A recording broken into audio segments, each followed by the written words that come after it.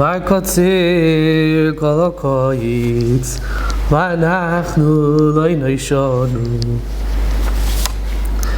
It's a well-known thing that when Titus destroyed the Beis Hamikdash and conquered Yerushalayim, so he took back with him to Rome, to Italy, he took back a lot of Jewish captives. And they ended up being sold as slaves, and a lot of Jews ended up living in Italy for hundreds and hundreds of years in all kinds of little towns all across Italy. Historians tell us actually that the common Jewish family names of Italian Jews are actually named after all these different little villages and towns all over Italy, where the Jews that were taken by Titus by the capture of Yerushalayim, they came to these little towns, and that's where they got these family names from. Josephus writes that there were 97,000 captives taken by the destruction of Yerushalayim. 97,000 captives, if we trust Josephus. But even if we don't trust him, it was certainly a lot of people. I want to talk a little bit about one of these families that came to Italy with the destruction of the Beis Hamikdash. There was a sefer. It's called Megillas Achimaatz. It was a manuscript. It was discovered in the late 1800s. It was published like 1896, something like that. You look it up. Megillas Achimaatz, written in beautiful rhyming Hebrew by a fellow named Achimaatz ben Paltiel. He lived. He died not long after Rashi died. So he died like in the 1954. 1054, 1060, something like that. Rashi died in 1040. Rashi was born in 1040. So he was like the generation before Rashi. This Achimaatz ben Paltiel. He wrote this book, Megillas Achimaatz, that goes through the family history of his own family, about 200 years or so worth of family history.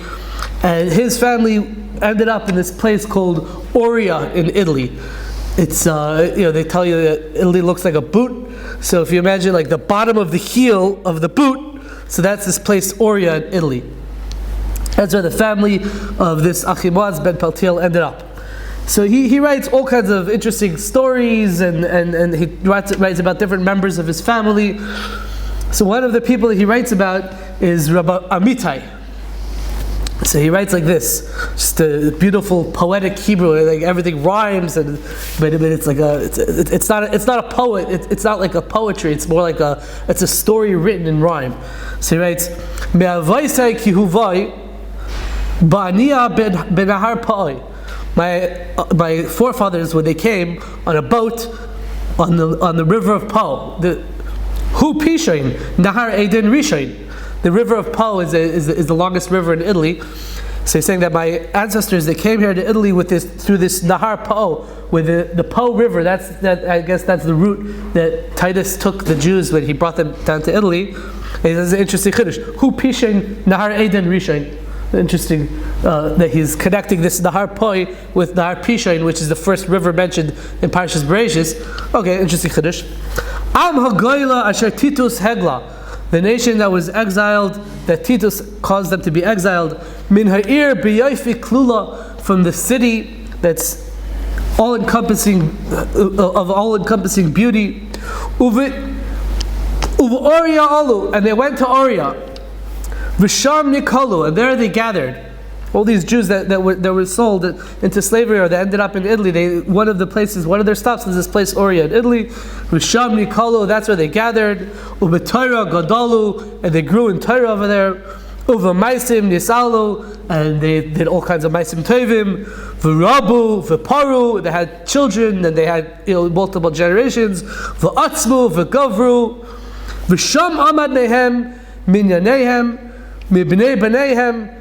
One of the people over there that came about from one of these families is the Ish Chacham B'Torah Mechakam piyut v'sovar. He was a piyut. He wrote poetry. V'sovar, he knew svaras, meaning he was a Talmid Chacham.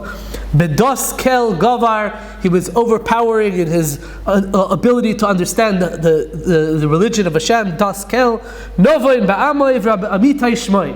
So you get a little feel of like this sort of poetry, how he describes a person.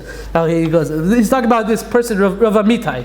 So Rav Amittai is like one of the heroes in Megillas Achimaatz. And Rav Amittai actually had a son named Rav Shvatia. And this Rav Shvatia was famous because he wrote a piyut that we say multiple times a year in Selichos. Yisrael Me'isha B'Hashem, we say in Selichos on the Seres Tshuva, on Yom Kippur by Ne'ilah, we have like the best of the highlights. So we say Yisrael Me'isha B'Hashem, and they say it by Bahab, those who are noyeg to say Bahab. It's quite rare nowadays, I guess, but some people are still noyeg to say Bahab. And so Reb Shvatia wrote this poem called Yisrael Me'isha B'Hashem. Each line in the poem has a different letter from the name Shvatia. Rav Shvatia died around the late 1800s. So that's Rav Shvatia ben Amittai. So he's the son of this Amittai that Megillas Achimaatz was describing. Who Shvatia's son was Achimaatz's grandfather or something like that. So like they're all part of the same family. And Shvatia had a son named Amittai as well. But it's interesting that Megillas Achimaatz talks about different stories about this Shvatia himself. One story brought in. One story that Megillas Achimaatz brings about Shvatia is that the Byzantine Emperor Basil. If you understand a little bit of the history of the Roman Empire, when they originally conquered Yerushalayim, so it was a pagan empire. And then afterwards, around the 200s, 300s, it became a Christian empire. Rome became associated with the church, and then eventually it there were two parts to the Roman Empire: the Western Roman Empire and the Eastern Roman Empire. And eventually the Western Roman Empire sort of declined and basically fell, and the Eastern Roman Empire continued even after the fall of the Western Roman Empire. So historians call the Eastern Roman Empire the Byzantine Empire.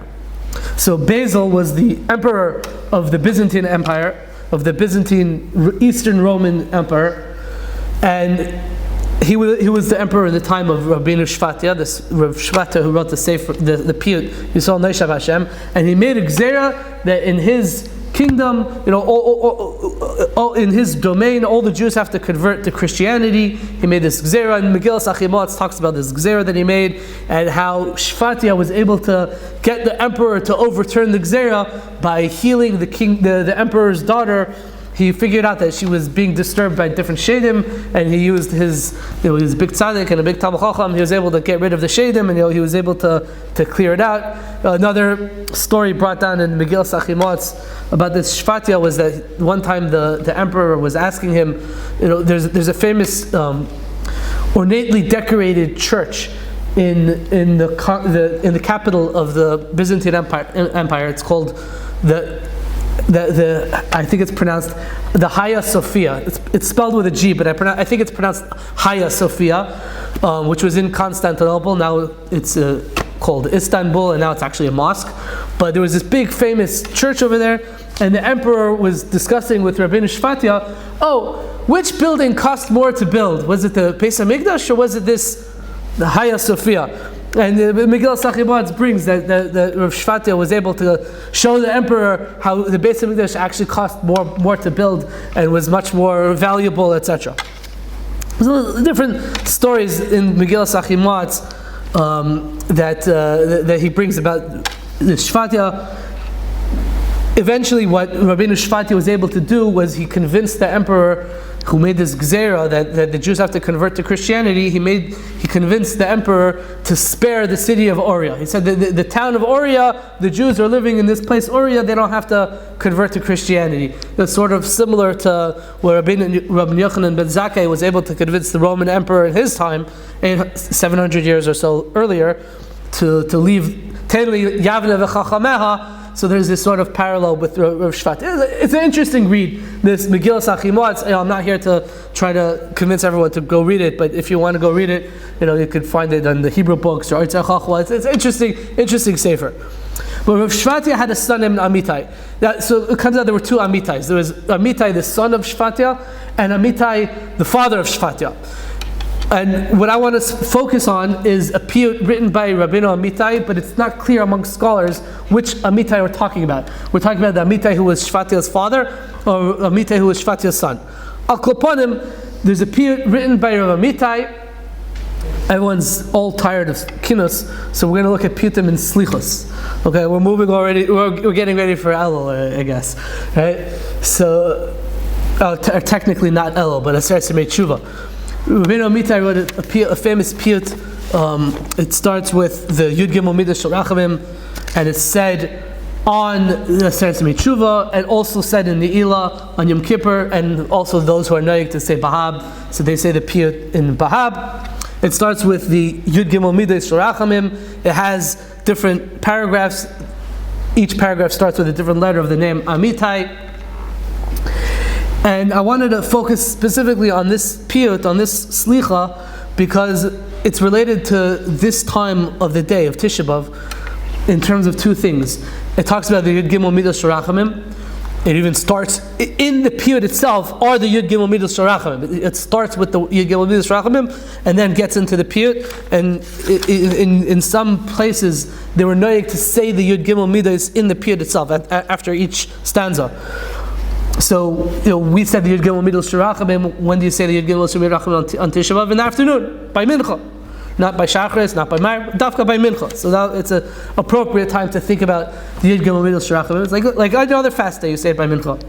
Other fast days, you say it by Shachris also. But here we only say it by Mincha. And also in Tisha B'Av by Mincha, we have Nachem, the Tefillah of Nachem, where we talk about how Yerushalayim is a destroyed city. And this piyut also talks about how Yerushalayim is destroyed. So right? We say the lashon is Nachem Hashem Elokeinu Savel Yitzion V'Savel Yerushalayim V'Tohira Avela V'Chareva V'Bzuya V'Shemema Avela Mibni Vaneha V'Chareva Mima'ineiseha V'Bzuya Mikvoida V'Shemema Me'en Yeshev. That's the nusach of Nachem, and we're going to see a similar theme in this piyut, in the slicha written by Rabbi Amittai. So as I said, the piyut starts off with the Yud Gimel Midas Shel Rachamim themselves. That's part of the piyut. Hashem Hashem V'Em Karachom V'Chanun Erachapayim V'Rav Chesed. We're all familiar with that beginning part of the piyut. And then the second stanza says like this: Ezkarah Elohim V'Emaya. I remember, O Hashem, V'Emaya. I sigh, I moan. Which is not a usual behavior, because the Gemara says Anocha sheveres chatzi guf. Sighing or moaning, groaning is something that breaks half the body. It's like it's a depressing thing, and when people get into a depressed mode, it breaks. They get like this, and then they get stuck like this. Right? So it's a depressing thing. It breaks half the body. But the piyut says Ezkarah Elohim V'Emaya. I remember, O Hashem, and I sigh. When what? B'roisi kol ir tilach benuya. When I see that each city is built on its mound. Usually when a city is destroyed, so there's like a mound, a tail. Like people in archaeology, they talk about the ruins of different places. So the site is usually called tail this, tail that. Right? It ends up being like a mound of like destructive material and different layers, etc. So he's saying, I see that every other city that was destroyed or it was conquered, Altila Benuya, it's rebuilt. It's come back to, it's been reanimated. However, Irho Elikim, the city of Hashem, Mushpelas Achel Tachtia. The city of Hashem is degraded, Mushpelas Ad Sheol Tachtia, until to the deepest depths of Sheol. Sheol is usually understood as a grave or as Gehenim. It's down to the depths of hell. Yerushalayim is like, it's like a hellish city. It's like destroyed. It's downgraded. And that when I remember this, it causes me to sigh.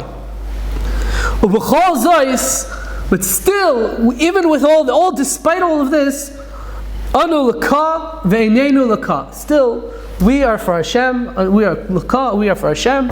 Ve'inenu laka, and our eyes are towards Hashem. So that's the first stanza in the piyut by Amittai. A lot of different points to speak about in this piyut. The first obvious point is that it's hard for us to relate to it. like the previous speakers have mentioned, we live in this, look at this fancy base medrash here in Yerushalayim, right? So like, how could you say that like Yerushalayim is mushpelas ad shel tachta? Like, how do we look at that? Like, it's like when we say this piyut, like what are we thinking? Like, how do we relate to the piyut? It's somewhat of a cliche already to say, no, it's not talking about physical destruction. It's talking about the spiritual decline. Like they say the same thing about Nachem. Nachem, how could you say it's Yerushalayim is mibli baneha chareva? How could you say? No, it doesn't mean it's physically destroyed. It means it's the spiritual decline. Okay, we can be makabel such a pshat. But Rav Moshe Mikubrin, one of the early Slonim or Hasidim, says a different twist in how to understand what the piyut is saying. It takes the word, it says, "B'roisi kol ir al tila benuya." When I see every city built on its tail, built on its mound. It says the word ir here doesn't necessarily literally mean ir in the terms of city. Ir could be lashon hisayrus. What's lashon hisayrus? He doesn't elaborate on this point, but I would elaborate a little bit more on it. Hisayrus, the shorish ayin reish, is associated with revealing. Hisayrus is when a person reveals what koichas he has, and he's aroused, and he's pushed, and he's made, woken up to do something, or to think of something, or to put himself into a situation where he wouldn't have otherwise done so. So, ear, he's explaining it, not literally, he's explaining it sort of metaphorically. Ear means hisayrus. I see all the different hisayrus, like ear is like air, when it means to wake up, a person who's awake. When a person is sleeping, you don't see any potential for movement, you don't see any potential for, he looks like he's not alive. You can't tell if he's alive or he's dead, he's just sleeping. But then when he's air, it reveals his abilities. Right? A lot of different words that are related to the shorish ayin reish convey this idea of revealing something that was otherwise hidden. Like nar, right? So there's a theory that if you letters that are hey, aleph, mem, nun, taf, yud, vav, that could be prefixes or suffixes, even in 3-letter sharashim, you could sort of take them out and look at the 2-letter core. So you could say that the word nar is related to ayin reish, because when a child is born, you don't see the potential. You just see like a little baby. You don't see what they could do, what potential they have, and what different koichos they have. But then when they reach maturity, they become a nar. So now all of a sudden, all of that is revealed, right? So a lot of words that have this ayin reish combination refer to this idea of revealing. Erva, arum. Irui is like you're pouring something, you're revealing the bottom of the container. So the idea of a hisayrus. So Rav Moshe Mikubrin wants to say that B'roisi kol ir al tila benuya is talking about different forms of hisayrus. There's different types of things that wake a person up, that rouse a person and inspire a person. Different forms of hisayrus. What are the different ways that a person can be woken up? Okay, I'll tell you one way. If somebody is trying to take money from you, all of a sudden, everyone's like, wait, make sure. Okay, someone's trying to. All of a sudden, you have this hisayrus. You use all of your energy and you try to stop him. Somebody is being pageh in your coven. Somebody is making fun of you. So you have to defend yourself. You have to all of a sudden, a person who might have been meek until now, all of a sudden wakes up and he's showing his abilities. He's revealing his abilities, right? So Moshe Mikubin explains, Kol ir al tila benuya. All the different forms of hisayrus, they're built, they're well formed, they're well established. People engage in all these different forms of hisayrus when it comes to, as we said, examples, when something is pageh in your covet, or somebody is trying to take money from you. Okay, we see there's hisayrus.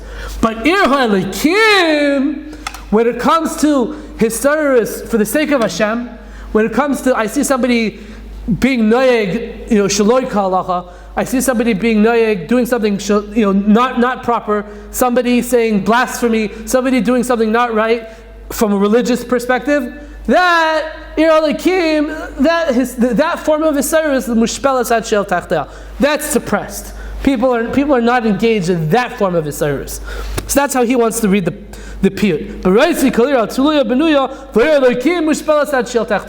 He's taking it out of the literal explanation of referring to other cities and vis-a-vis the city of Yerushalayim, and explaining it as referring to the forms of exilius for other things vis-a-vis the forms of exilius for the sake of Shemayim, for the Shem Shemayim, for the sake of HaKadosh Baruch Hu, for the Ir Elohim. That's how Rav Moshe Kubrin explains this point of the piyut. So it's brought down. There's a sefer from Rav Shlomo Arieli, the brother of Meir Rabbi Rav Asher Arieli Shlita. Rav Shlomo Arieli has a sefer Rabduni Bat Tapuchim. So he brings down that somebody once told this pshat to Rav Chaim Volozhiner, and Rav Chaim Volozhiner says, "I don't understand." I'll read it. Bishlama im Yerushalayim haisa benuya v'loden uParis charevais. Bishlama of Yerushalayim was, all built up, and London and Paris were destroyed. So there's something. There's a hachrech. There's something that's pushing you to explain the piyut non-literally. But now that it's not like that, so what's pushing you to explain it not literally? Why can't you explain that Yerushalayim is Ir HaElokim Mushpelas Ad Shel Tachtea? What's the problem? So Rav Shlomo Arieli explains. He says that some chassid echad omerli, some chassid told me that the pshat is like this. Yes, it's true. Yerushalayim, as we said before, from a spiritual perspective, is experiencing a certain decline, a certain mushpelas ad shel tachteha. But not everybody is sensitive to it. Not everybody feels that problem. Not everybody realizes that it even exists. So for somebody who can't connect to that, so at least we can explain the piyut for such a person in a way that, like in a musardika way, that it'll have some relevance to his life. That's what this chassid echad told Rav Shlomo Arieli, and he says v'divrei pi chacham chein. I guess he likes this pshat. He brings it down in the sefer, and then he connects it to a different idea. It says in the Shulchan Aruch, the beginning of Aruch Chaim, it says, Every Yari Shamayim, it's worthwhile, it's suitable for him to be meitzar, to be distressed, v'doyeg, and worry about the Churban Beis HaMikdash. That's what the Shulchan Aruch says. Yari Shamayim. Okay, and what about everybody else who's not a Yari Shamayim? So he's not supposed to be distressed and worried about the Churban Yerushalayim. What's everyone else supposed to do? So he brings down. They say from the Chidush Erim that Chidush Erim said, the Yorei Shamayim, he's supposed to be distressed about the Churban Yerushalayim, and everybody else, they're supposed to be distressed about the fact that they're not a Yorei Shamayim. Right? So there's like this. There's two layers going on over it. It's like the same idea. The Pashup Pshat in the piyut is saying that Yerushalayim is destroyed in a sort of metaphysical, spiritual sense. If you can't relate to that, you can at least understand it in this Musar Dikavar that Yerushalayim that our forms of Hiserus are incongruent, and we're not attached to the Ir HaElokim. We're only attached to Hiserus for other things, for kavod, for mammon, etc. And Rav Shlomo Arieli brings at the end. He brings in brackets. He brings the Shuver Isi in the Prima Gadim, Siman Tov Kuf Samach Aleph, that the Prima Gadim brings down that he heard B'Shem Rav Gershon Kutover, who is the brother-in-law of the Baal Shem Tov, that when Rav Gershon Kutover came to Eretz Yisrael, he was one of the first people.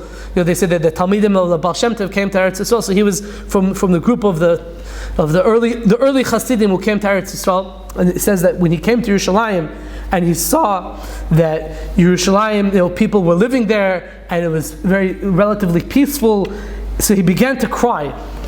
I said, what are you crying about? You came to Yerushalayim, you fulfilled your life's dream. So no, he said this is the pshat in the piyut. It says, "B'roisi kol ir al tila b'nuya." Every city is built on its mound.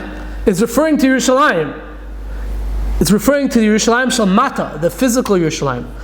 And then the Ir Elokim Mushpeles Ad Shel Tachtia is talking about the spiritual Yerushalayim, the Yerushalayim Shel Mala, the Yerushalayim, the heavenly Yerushalayim, the Yerushalayim that represents the lofty ideas that's not built up. That's not what's built up. So all of these Mefarshim are really saying, sort of, they're pointing to the same idea, that there's a spiritual destruction that a lot of us are not sensitive to, and we're not necessarily aware of when we look at it on the surface.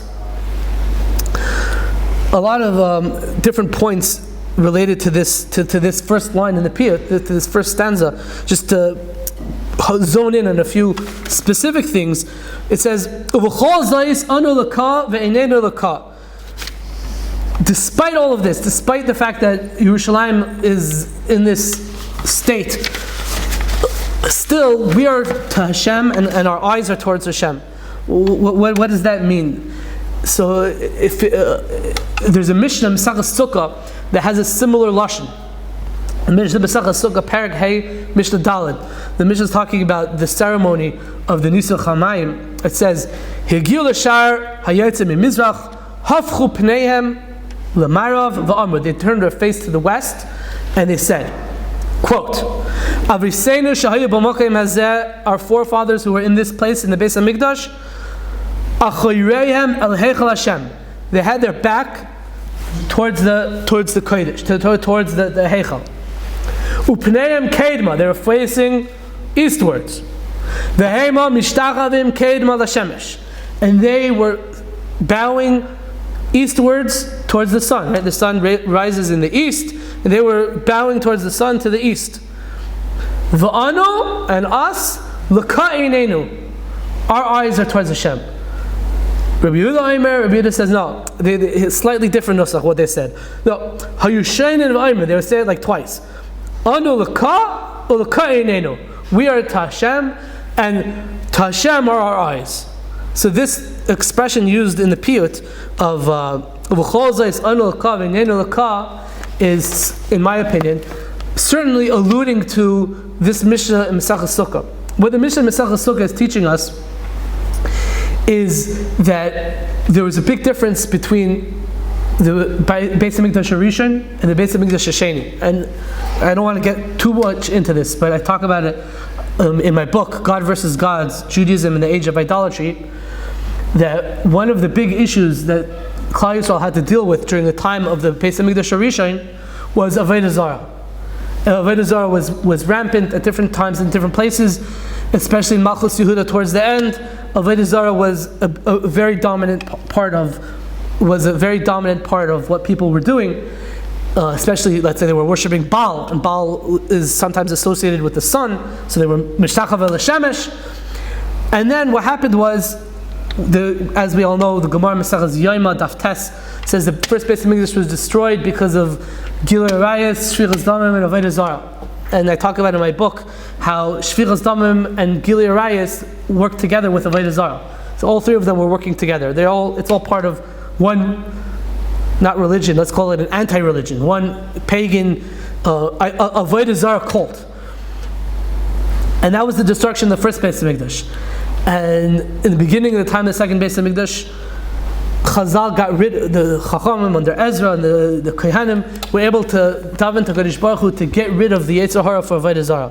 So that when it came to the time of the second Beis HaMikdash, Avodah Zarah was not such a important thing anymore. That wasn't the taiva anymore. That wasn't what people were being chayte in. So the Mishnah in Sukkah is telling us that in the time of the second Beis HaMikdash, by the Selichos Beis HaShoeva, people would declare, they say, our forefathers were worshiping Avodah Zarah, but we're loyal to Hashem. We're staying loyal to Hashem. We don't have to deal with Avodah Zarah. We don't even have a Yetzer Hara for Avodah Zarah anymore. That's a l'kainenu. The way I understand this piyut, this line in the piyut, is there's sort of an implied question over here. The implied question is, how can it be that we're so loyal to Hashem, and yet it's still true that how could that be? How could it be that we remain loyal to Hashem, and yet Hashem still allows it to be that Kol Yer Al Tila Benuya, Ve'er Elokim Mushpelas Ad She'el Tachteh. Why doesn't it happen? Why isn't our suffering enough? Why isn't it enough to be a kapara, to allow us to have the Geula Shlema, or at least to have some sort of reprieve from the suffering of the Gullus? Why isn't this? Why isn't that enough for us to have some sort of schus to get out of all of these suffering? Why does Hashem still treat us so harshly in this way that we're loyal to Him? We're saying we're not doing avodas zarah. We're loyal. We're staying to Hashem, and yet the way I understand the piyut, I really do think that there's an implied question over here that he's asking. I once thought of this idea. I'm not sure if it's true or not, but it might be true. So I'll say it anyways. There's a Christian writer in the 300s, 400s named Augustine of Hippo, and he was writing in a time where the Western Roman Empire had already become Christian, but was starting to decline before the fall of the Western Roman Empire. And Augustine of Hippo wrote a book called The City of God.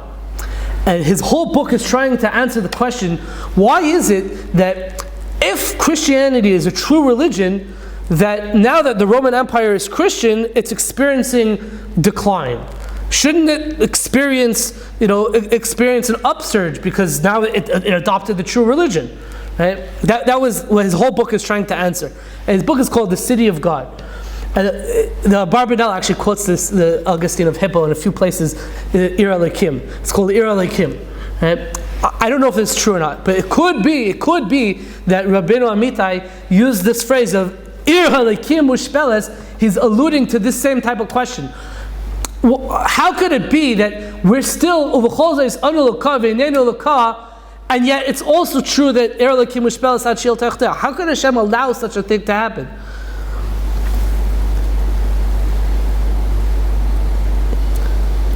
I think that's the implied question of the first line of this piyut.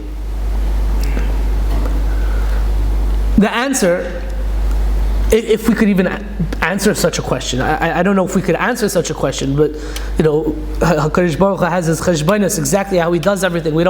It's hard. We can't quite understand it. But if we can answer the question, it would be a big nechama. And it would help us understand what's going on.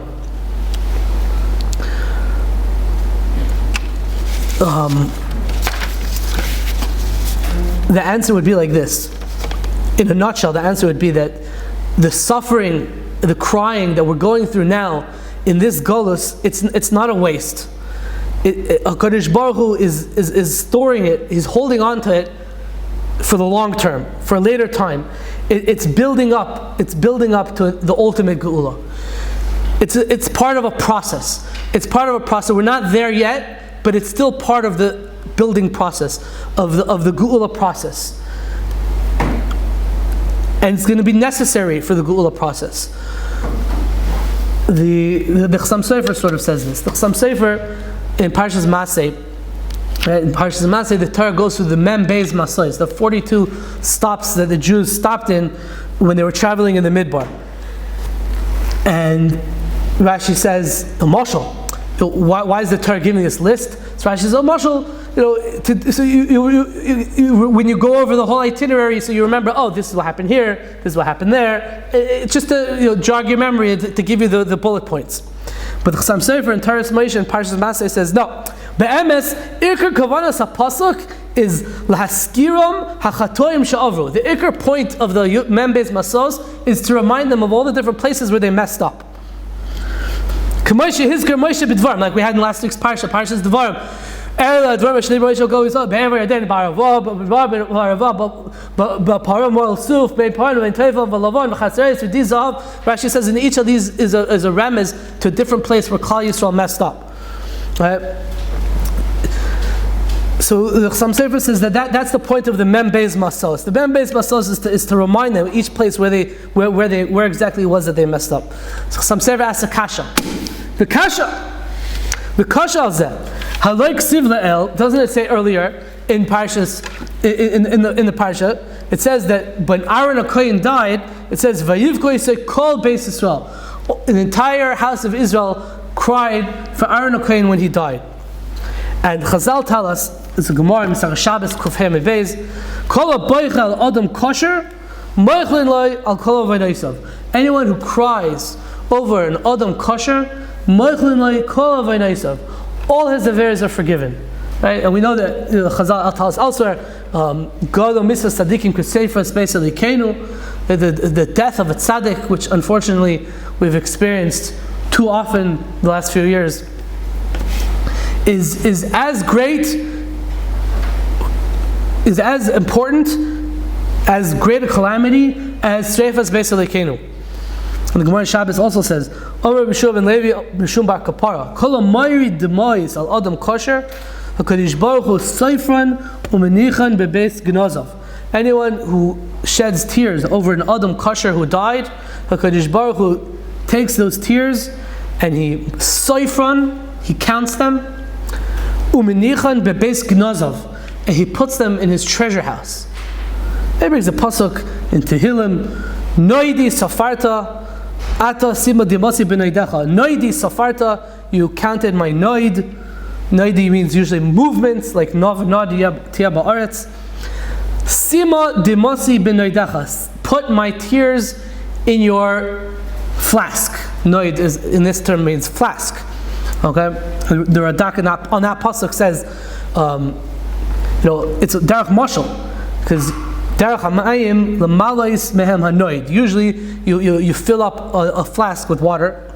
The fikach Amar Asayf Dimasi B'Noidecha. That's why the Navi, the Tehillim says, gather my tears in your flask. Kloimar Shetishmarem V'Loi Tishkachem, so that you'll hold on to the tears and you won't forget them.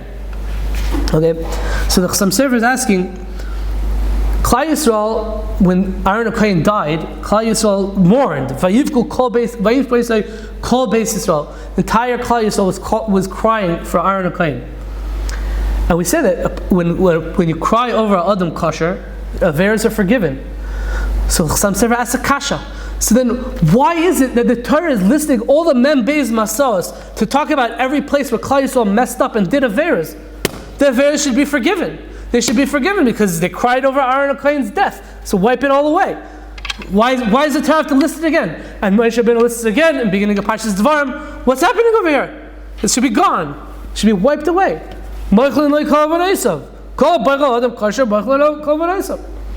Says the Chassam Sofer, Uliyayishev zeh anu tzrichim loymar bevadai.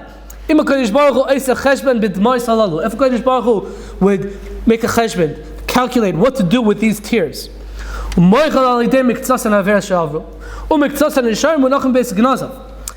be, what would a HaKadosh Baruch Hu do? Usually you would say, okay, so he'll take a cheshbon, some of these tears he'll use to wipe away these averes. Some of these tears he'll put away in the storage house and use it for later. But that's not what happened. Says the Chassam, what did Hashem do? Aval Kodesh Baruch Hu hutzrach oz lignois kol hadbois b'yitzarei. Kodesh Baruch Hu needed to take all the tears and put them b'yitzarei hatoiv, in his good storage house. Why? Kadesh yamad lanu zchus aron acharkach latzes min agolus v'lachsor v'livnei space amidash me'herav yaminu, so that we can have the zchus of Aaron HaKohen. The fact that Klal Yisrael cried for Aaron HaKohen, we can have that zchus. Those tears Kodesh Baruch Hu is holding on to, he's saving them up in his base Gnazav HaToiva, so that later on, when it's time for the Geula Shlema, Kodesh Baruch Hu is going to take those tears and use the zchus of Aaron HaKohen, invoke the zchus of Aaron HaKohen, and that will help us bring the Geula Shlema. That will help us get to the Geula. And that's why the tears didn't wipe away the averes that they did in the Midbar. Because usually the tears over Adam Kosher do wipe away a person's averes. But HaKadosh Baruch Hu is holding on to the tears for a different purpose, for a future reason, so it didn't wipe it away. So some Sefer says that's why the Torah goes through the Mem Beis Masos and lists off all the places where they messed up, even though they cried over Aaron HaKohen, because the crying, Hashem used those tears, is going to use them for something else, not for wiping away the chatoim that they did in the Midbar. That's what Chassam Sofer says. So what the Chassam Sofer is teaching us is that sometimes we go through suffering and we do things and we undergo treatment that should wipe away certain averas, and yet it's still Elokim Mushpelas Ad Shel Tachtia. Even though it's because Hashem is taking those tears and He's taking that suffering, that kapara, and He's going to use it for something else. He's using it for the future. And so I think that the piyut that we were discussing over here, it asks this implied question, and then the next two stanzas are a little bit controversial. They talk about the Yud Gimel Midas, possibly appealing to the Yud Gimel Midas themselves, or the Midas Rachamim itself, asking the Kodesh Baruch Hu, asking the Midah of Rachamim, or asking Kodesh Baruch Hu to use the Midah of Rachamim to bring the Geula. And then it says, Tamachti Yisei Desai B'Shleishes Tevos. I put my foundation. I rooted myself in these Selichos Tevis, the Yud Midas Rachamim, Uvishari Demoyes Kilei Nishlavos, and the gate of crying, which are never closed. Lochein Shavachti Siach Pnei Beichein Libois. Therefore, I'm crying out in front of He who can understand the different hearts. But Tuachani Be'ela Uveschus Selichos Avos. And then the last line, Rabbi Amittai writes. Famous line, it says, it should be the will of in front of you, He who hears the call of crying. You should take our tears and put them in your noid, right, in your flask. Lihiyos. For what purpose? Lihiyos. Just to be there. Take our cries, even if we understand that our tefillas and our cries and what we're asking for Kodesh Baruch Hu, it's not going to happen immediately, right away, right now, exactly what we daven for. But those tefillas, those cries, those tefillas and those tears that we shed, we're asking that Kodesh Baruch Hu should take them and put them in His noid, in His flask, up in the Shemayim. Agav, we said the pasuk that we brought noid, noidi safarta ata, noidi and noid in terms of flask, and noid in terms of movement or moving around. The idea of golus, nav and nadia ba'aretz, are related to each other. The word noid in terms of flask is, when you're going on a trip and you fill up your bottle of water and you take your flask and then you go and you move out and you're moving around elsewhere. The two words are interrelated to each other. So we're asking Kodesh Baruch Hu to take those tears. So I think that's the answer. The answer that the Paitan is giving us, the answer Rabbi Amittai is teaching us, is that yes, it's true, but it's also true that the suffering that we're going through is not enough yet to get us out of a state of Elokim Mushpelas Ad Shel Tachtia. That's one answer to the idea.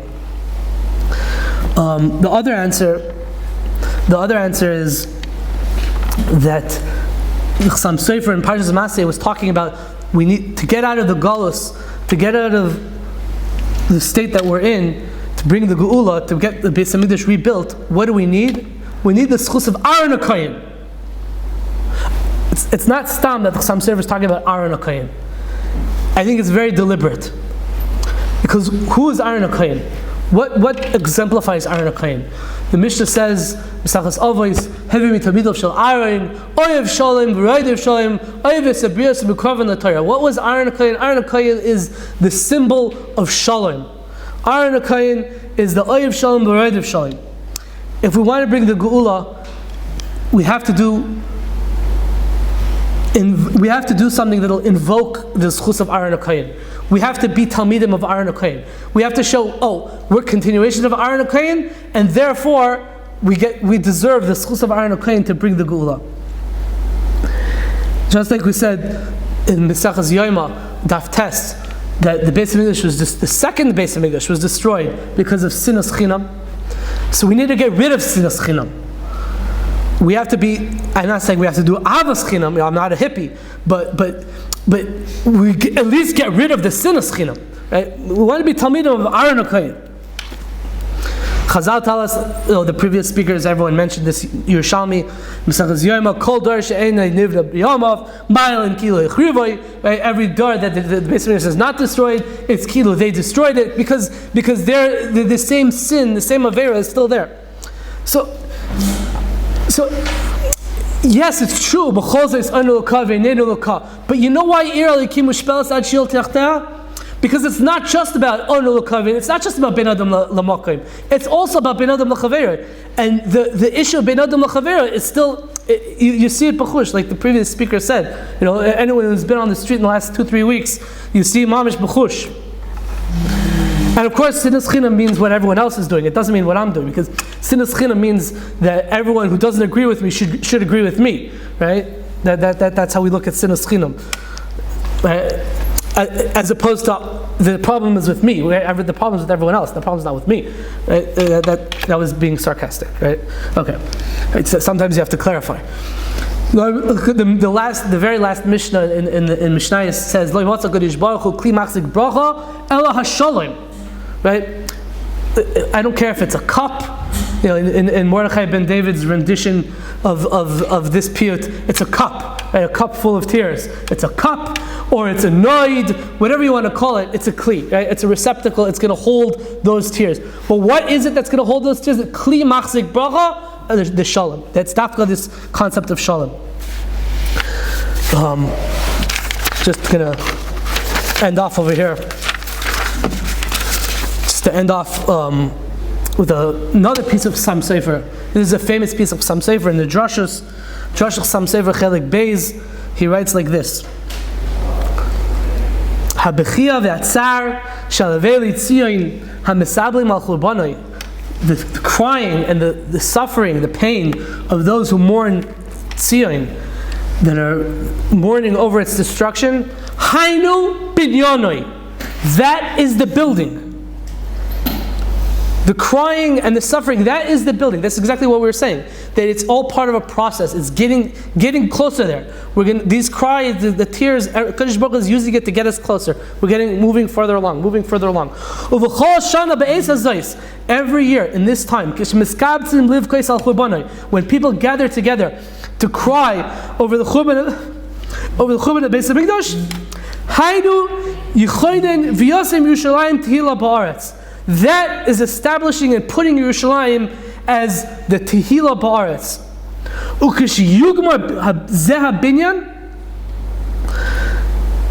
When this is finished, when this edifice is finished being built, when there's enough tears, when a Kadosh Baruch Hu has decided now's the time, Yered Lamata Habayis Bono Yimshuchlo.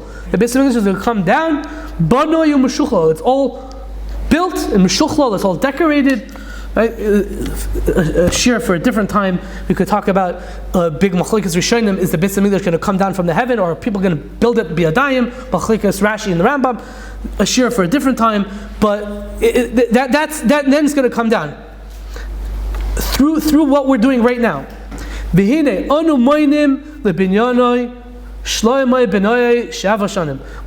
You can count. In terms, you can quantify how much it takes to build a Beis Hamikdash in terms of years. Shlomo Melech, he built the Beis Hamikdash in 7 years. Hordus, Shisha Shanim. Hordus, when he renovated the Beis Hamikdash, it took him 6 years. Va'anachnu oiskim uboinim ze elef ushvam b'yos v'ayin beis shanim. We're engaged and building in the Beis Hamikdash for 1,772 years. That's some Sefer's time. Now it's more than that, right? It's of the Hagia Sophia, the church in Istanbul that I mentioned before. It took 5 years, 4 months, 5 years, 10 months, and 4 days to build. 10,000 people, 10,000 construction workers to build that church. Okay. How many people is it taking to build the Beis Hamikdash? How many years does it take? Which one is more chashuv? Which one is worth more? How could Emperor Basil ask such a question of Rabbeinu Shvatia? The answer is pashut. Of course, the answer is pashut. Of course, the Beis Hamikdash is much more mechubadik, much more much more important to the world, much more, worth much more. That's why that's how many years we would count. How many years would it take to build the Beis Hamikdash? Is how many years it's been since its destruction. We count the years of the binyan of the Beis Hamikdash according to its destruction.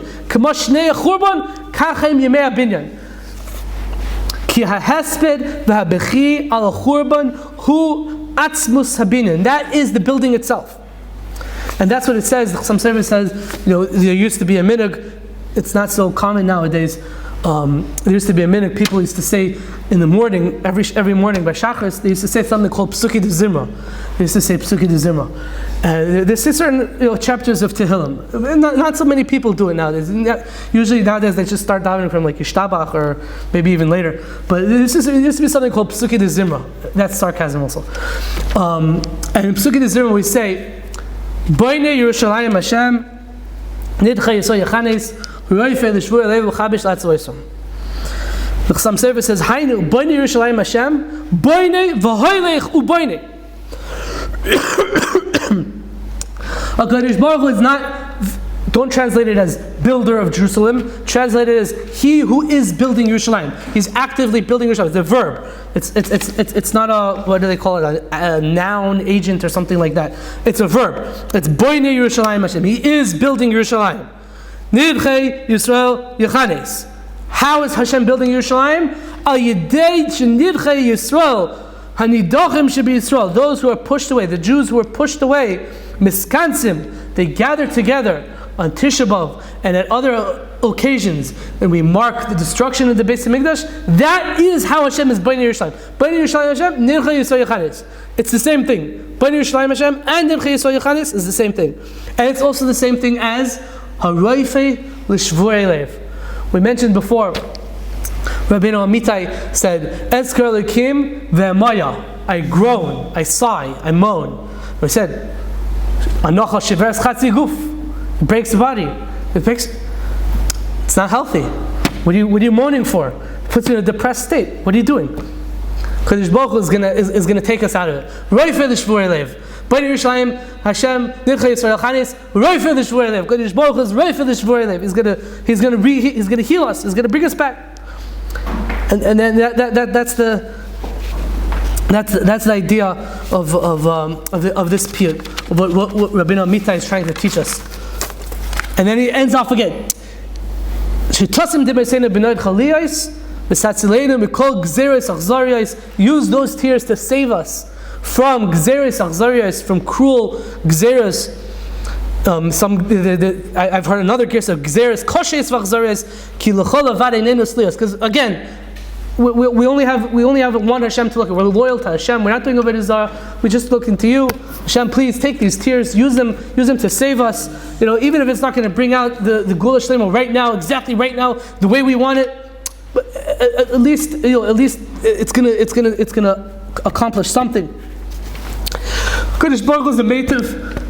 Kadosh Baruch Hu wants to do good to us. We keep messing it up.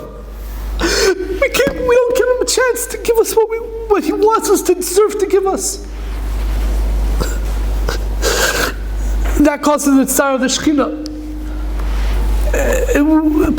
A lot of us are not in tune to the tsar of the Shekhinah. We're not in tune. We don't even realize what it means. We have to come out to muster for it. That Ir Elokim is talking about what drives our hisayrus for kavod, for moment. What about Ir Elokim Mushpal Sad Shil Tachtia? Means that Hashem wants to be a meitiv to Klal Yisrael. We're not letting him. Fathers cry for the children, and Hashem does the same. And we had so. Yes, he feels our pain. Tears of pity from his eyes in his cup sadly flow. One day when it's full, all our troubles will go. That's talking about this idea of b'noid chaliyos. It's going to get to a state when there's enough tears, when we got to a stage where the process is going to get to the end. We will dance, we will fly in the sky like a bird. Right? The Torah says in Parshas Yisro, That's the kanfei nishar. I'm going to fly like a bird. And I cry, little son, because I'm touched by your words. And then the son said back to the father, one more question, Daddy dear. Answer please, if you will. Just how deep is this cup? When will it fill? Don't you think it is time that the sun forever shines? Don't you think it is time, dear daddy of mine? And the father answers back to his son. He says, little one, it is time. I question that too. So let us ask him together, him with the capital H. Together, me and you. Father dear, Kadosh Baruch Hu, do you hear our prayers? Our fear? Will your eyes ever dry? Is your cup full of our tears? When will we get there? Ad Masai. Be'ezus Hashem, we should be Zoicha. Chazal tell us, Kol B'Sabel Yerushalayim, Zoicha V'Roya B'Simchasa. Anyone who mourns over Yerushalayim is going to be Zoicha to see the happiness of Yerushalayim. But are the two things, how are they connected? Just because he's B'Sabel, why does he get to participate in the happiness? What shaykhs? One thing is that's the destruction, that's the reconstruction. What do they have to do with each other? The answer is that no, Kol B'Sabel Yerushalayim means that he's a partner in the building of Yerushalayim. He is part of the Bnei Yerushalayim Hashem Nivchei Yisrael Yechanes. He is participating in the building. So of course, he's going to get to see the final product. Zoicha V'Raya B'Simchasa. There's another kirsa, Zoicha V'Raya B'Nachmasa. Be'ezus Hashem, we should all be Zoicha to understand this pasuk of B'chol Tzarasaim Lo Yitzar. And we should be Zoicha to see the end of the pasuk of Be'avasoi V'chamasoi Hu Ge'olam V'yinalei V'neseim Kol Yimei Olam B'mehir V'yameinu Amen Amen.